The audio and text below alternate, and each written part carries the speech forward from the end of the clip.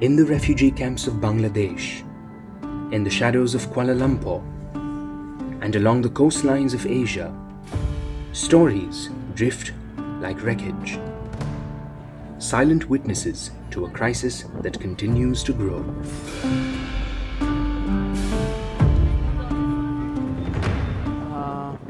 When I took the boat, I was 14, and then I turned 15 when I was in Indonesia. I was the second oldest child, male, in the family, so my parents would never allow me to go anywhere, so that's why I decided just to not to inform them anything and just take the boat.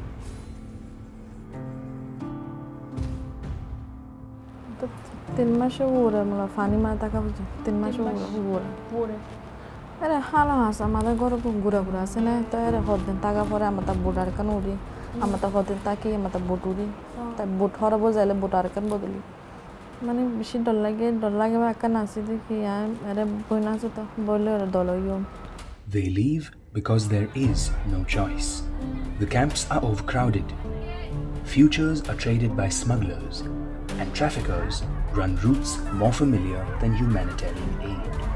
So they were waiting in international sea. That's when from Bangladesh and Myanmar people will come by the boat. That's when we end up being about 318 people on the small boat. And we barely have place to even stretch our leg. So everyone will sit like this. In front of me there is one, at the back there is one, here is one, here is one. So it's kind of a row, you know, in different, there are 3 floors. They collect money from everyone first. And then when they start putting everyone in a slightly bigger boat, there was a person who knew what's happening exactly. He questioned. He said, what are you guys up to? Like, this was not the deal we had. We're supposed to be in Malaysia by now. What's happening? You took the money and everything. They just shot him there. In much of Asia, refugees are not recognized as refugees. They are labeled illegal migrants, stripped of rights, dignity, and protection. With Malaysia, Thailand, and Indonesia not being signatories to the 1951 Refugee Convention, refugees live in legal limbo. Without status, they lose access to education, healthcare, shelter, and work. And then people are not allowed to go to a school. Someone is not allowed to work. It's very hard already to find a job. People are not allowed to rent a house legally because we have never been part of legal system. Even in Myanmar, anywhere, always been outside the law. Sometimes we work even we don't get the salary. Every time when I go, even I say I am sick, they say to me, we are not hospital. On boats and in back rooms, refugee women face another layer of violence.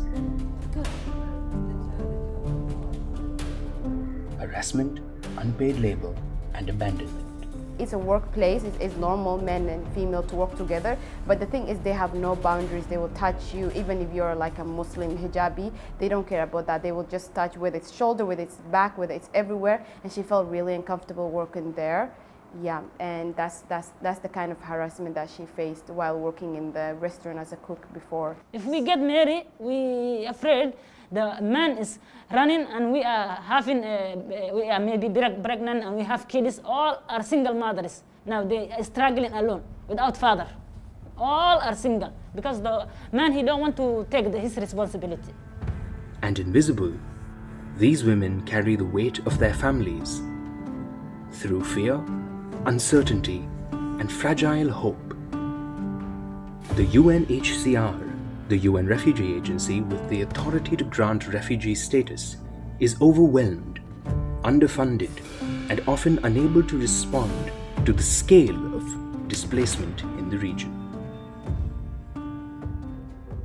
So when someone first came, there are people who came to Malaysia like 5 years ago, 6 years ago, and still couldn't manage to get unit check. They only prioritize the one with high vulnerabilities, specifically with medical vulnerabilities now, what we are seeing.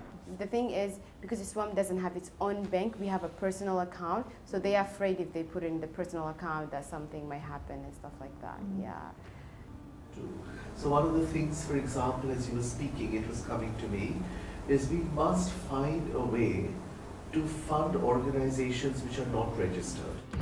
Local initiatives are lifelines, but many face threats. Without legal registration or access to flexible funding, even the most committed community groups struggle to survive.